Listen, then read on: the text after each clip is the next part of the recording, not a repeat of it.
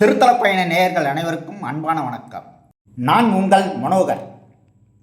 இன்று நாம் காண இருக்கும் பழம்பெரும் ஆலய தரிசன வரிசையில் முன்குடுமீஸ்வரர் ஆலயம். இந்த ஆலயத்தை பற்றி முழு தகவலை அறிந்து கொள்ள வீடியோவை ஸ்கிப் பண்ணாமல் பாருங்கள். வீடியோ பிடித்திருந்தால் லைக் பண்ணுங்கள், ஷேர் பண்ணுங்கள். உங்கள் கருத்துக்களை கமெண்ட் பாக்ஸில் தெரிவியுங்கள்.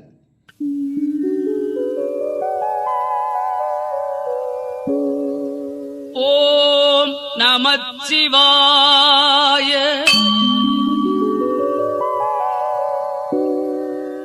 ஓம் நமச்சிவாய.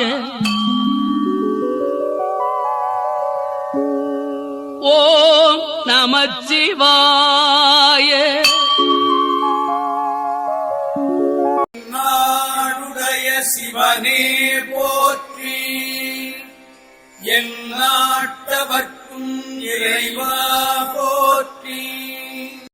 காதலாகி கசிந்து கண்ணீர் மல்கி ஓதுவார் தம்மை நன்னெறி குறிப்பது, வேதம் நான்கினும் மெய்ப்பொருளாவது நாதன் நாமம் நமச்சிவாயவை. நமச்சிவாய பதிகத்தில் திருஞான சம்பந்தர் அருளியது.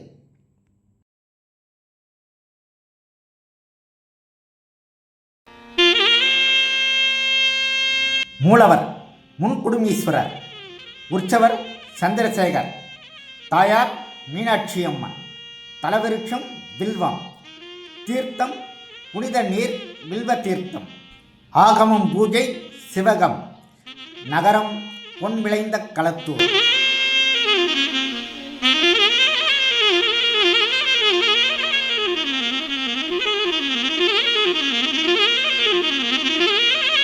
முன்குடுமீஸ்வரர் கோயில் வரலாறு, பக்தி மற்றும் அற்புதங்களால் நிறைந்துள்ளது.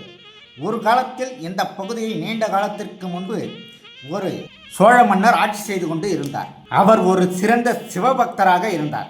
மேலும் ஒவ்வொரு நாளும் தனது நாளை தொடங்குவதற்கு முன்பு கோயிலில் இருந்து அவருக்கு விசேஷமாக ஆசீர்வதிக்கப்பட்ட மாலை மற்றும் பிரசாதம் கிடைக்கும் வண்ணம் கோயிலின் பூசாரி தினமும் காலையில் சிவபெருமானுக்கு ஒரு சிறப்பு பிரார்த்தனை செய்து மாலை மற்றும் பிரசாதத்தை ராஜாவின் அரண்மனைக்கு கொண்டு வருவார். ஒரு நாள் வழக்கம் போல் பூசாரி தனது பிரார்த்தனையை முடித்துவிட்டு ராஜாவுக்கு பிரசாதம் கொடுக்க அரண்மனைக்கு சென்றார். ஆனால் ராஜா அந்த வேளையில் நீராடிக்கொண்டு இருந்தார். எனவே பூசாரி அவர் வரும் வரை காத்திருக்க வேண்டியே இருந்தது. இதற்கிடையில் ராணி ராஜாவுக்காக கோவிலில் இருந்து மாலை மற்றும் பிரசாதத்தை கொண்டு வந்த பூசாரியை பார்த்தார். ராணிக்கு கோவிலின் மாலை பிடித்திருந்தது. ஆர்வத்தால் அவள் அவற்றை எடுத்து அணிந்தாள். பூசாரி ஆச்சரியப்பட்டு அந்த பூக்கள் ராஜாவுக்காக என்று அவளிடம் கூறினார். அவர் அவற்றை திரும்ப பெற்றார். ராஜா வந்து மாலையையும் பிரசாதத்தையும் ஏற்றுக்கொண்ட போது கோவிலில் இருந்து வந்த பூக்களுடன் ஒரு நீண்ட கூந்தல் கலந்திருப்பதை கண்டார். அவர் மிகவும் கோபமடைந்து பூசாரியிடம் அது எப்படி வந்தது என்றும் கோயிலில் உள்ள சிவபெருமானுக்கு நீண்ட கூந்தல் இருக்கிறதா என்றும் கேட்டார். ராணி மாலையை அணிந்திருந்ததை ராஜாவிடம் சொல்ல முடியாததால் பூசாரி பயந்தார். எனவே கோயிலில் உள்ள சிவபெருமானுக்கு நீண்ட கூந்தல் இருந்ததாகவும் அதனால்தான் மாலையுடன் ஒரு கூந்தல் கலந்திருப்பதாகவும் அவர் ராஜாவிடம் கூறினார். ராஜா அதிர்ச்சி அடைந்து மறுநாள் காலையில் பிரார்த்தனையின் போது கோவிலுக்கு வருவதாக கூறினார். சிவபெருமானின் தலைமுடியை காணவில்லை என்றால் அவர் பூசாரியின் தலையை வெட்டுவார். பூசாரி கோவிலுக்கு திரும்பிச் சென்று நாள் முழுவதும் சிவபெருமானிடம் தன்னை காப்பாற்றும்படி வேண்டி பிரார்த்தனை செய்தார். மறுநாள் காலையில் ராஜாவும் பூசாரியும் பிரார்த்தனைக்காக கோவிலுக்கு சென்றபோது பூசாரி பிரார்த்தனை தொடங்க கதவை திறந்தபோது சிவலிங்கத்தின் நெற்றியின் அருகில் ஒரு சிறிய முடிக்கட்டியை கண்டு ஆச்சரியப்பட்டார். சிவபெருமான் எவ்வளவு கருணை உள்ளவர் என்பதை உணர்ந்து அவர் ஆனந்த கண்ணீர் விட்டார். பூசாரியை சந்தேகப்பட்டதற்காக மன்னர் பூசாரியிடம் மன்னிப்பு கேட்டார். மேலும் சிவபெருமானின் நெற்றியில் இருந்த முடிக்கட்டியின் காரணமாக அவர் ஸ்ரீ முன்குடுமீஸ்வரர் என்று அழைக்கப்பட்டார். இன்றும் கூட இறைவனின் தலையில் உள்ள கட்டியை காணலாம்.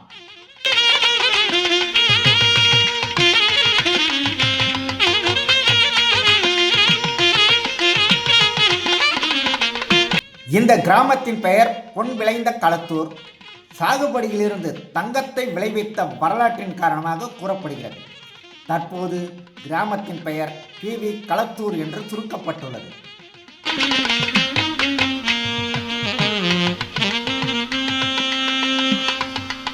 மற்றொரு பதிப்பு.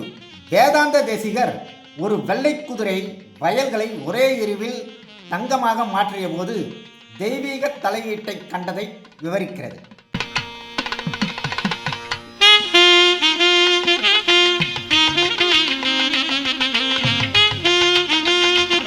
இத்திருக்கோவிலில் சிவனுக்கு சேவை செய்த பக்தர்களில் ஒருவர் அந்தணர் ஒருவரிடம் வேலை செய்தார். அந்தணர் தனது நிலத்தின் ஒரு பகுதியை அவருக்கு சம்பளமாக வழங்கினார். வேலைக்காரன் தனது நிலத்தையும் அந்தணர் நிலத்தையும் பராமரித்தார். ஒரு காலத்தில் அந்த வேலைக்காரனுக்கு கொடுத்த நிலத்தில் ஒரு குறிப்பிட்ட நேரத்தில் நெல் விளைத்தால் தங்கம் கிடைக்கும் என்பதை அந்தணர் அறிந்து கொண்டார்.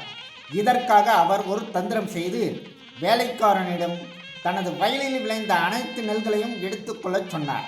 மேலும் வேலைக்காரன் வயலில் விளைந்த குறைவான நெல் தனக்கு போதுமானது என்றார். வேலைக்காரன் தனது எஜமானரின் கூற்றுக்கு உடன்பட்டார். வேலைக்காரனின் வயலில் தங்க கதிர்கள் வளர்ந்தபோது அந்தணர் அதை எடுத்துக்கொண்டார். தனது வயலில் தங்கக்கதிர் விளைந்தது அறியாத வேலைக்காரன் தங்கம் விளைந்த நெற்கதிர்களை கொடுத்து விட்டார். ஆனால் இதை அறிந்த ஊர் மக்கள் அந்தணரிடம் வேலைக்காரனுக்கு தங்கம் விளைந்த நெற்கதிர்களில் ஒரு பங்கை கொடுக்க சொன்னார்கள். ஆனால் அந்தணர் கொடுக்க மறுத்துவிட்டார். இந்த விஷயம் ராஜாவிற்கு தெரிய வந்தது. வேலைக்காரனின் வயலில் விளைந்த நெல்மணிகளை அவர் அரசாங்க கணக்கிற்கு எடுத்துக்கொண்டார். வேலைக்காரனை ஏமாற்ற விரும்பிய அந்தணர் தனக்கு கிடைக்க வேண்டிய அரிசியையும் இழந்தார். சிவபெருமானின் அருளால் வேலைக்காரனுக்கு அதிக நெல் கிடைத்தது. தங்க நெல் விளைந்ததால் இந்த ஊருக்கு பொன் விளைந்த களத்தூர் என்று பெயர் வந்தது.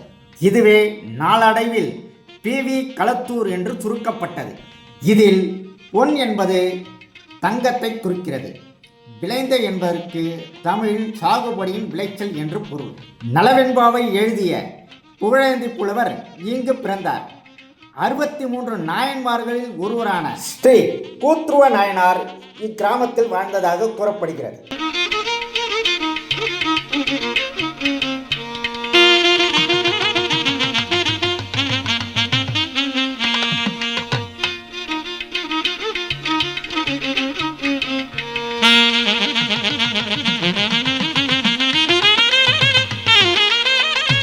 மூலவராக குடுமீஸ்வரர், மடையில் வாளை பாய மாதரார், குடையும் பொய்கை கோலக்காவுளார், சடையும் பிறையும் சாம்பல் பூச்சும் கீழ் உடையும் கொண்ட உருவம் என்கிறோ.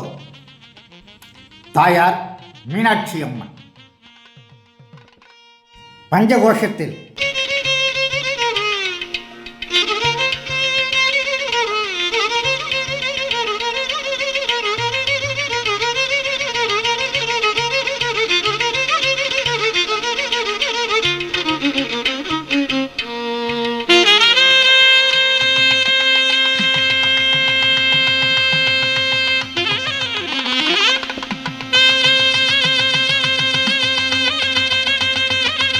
ஆலயத்தை சுற்றிலும் உள்ள தெய்வங்கள்.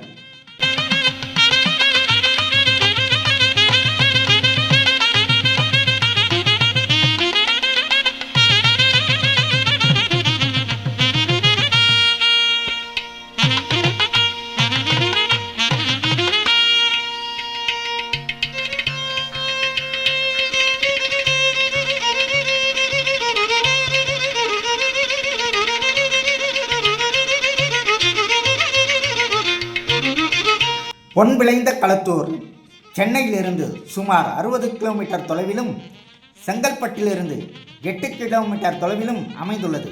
செங்கல்பட்டுக்கும் பொன் விளைந்த களத்தூருக்கும் இடையில் உள்ளூர் பேருந்துகள் உள்ளன. ரயில் மூலம் செல்ல சென்னை எழும்பூர், தாம்பரம் மற்றும் விழுப்புரம் இடையே பயணிகள் ரயிலில் ஏறி ஒட்டிவாக்கத்தில் இறங்க வேண்டும். அங்கிருந்து சிறிது தூரம் நடந்து சென்றால் இத்திருக்கோயிலை அடையலாம்.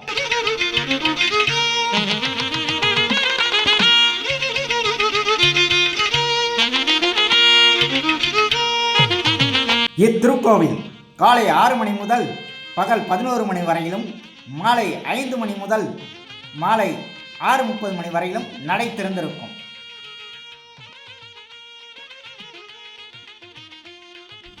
இத்திருக்கோவிலுக்கு தாங்கள் வந்திருந்து முன்குடுமீஸ்வரரையும் மீனாட்சி தாயாரையும் வணங்கி அவர்கள் அருளை பெற்று வாழ்வில் நலமுடன் வாழுங்கள். மீண்டும் மற்றும் ஒரு திருத்தலத்தில் சந்திப்போம். நன்றி, வணக்கம்.